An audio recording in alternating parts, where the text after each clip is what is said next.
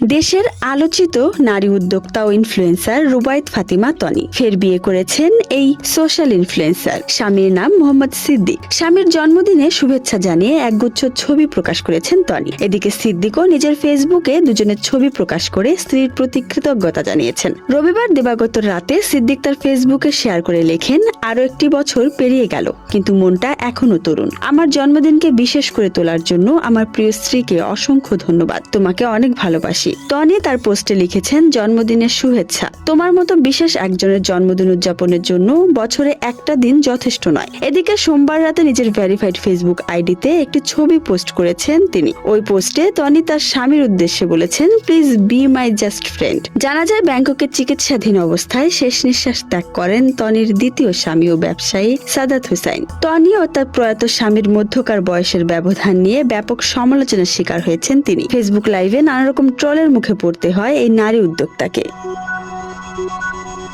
এর মধ্যে ভাইরাল হয়েছে তনির আগের আরো একটি ভিডিও, যেখানে এক সাক্ষাৎকারে তনি বলছেন তিনি আর বিয়ে করবেন না।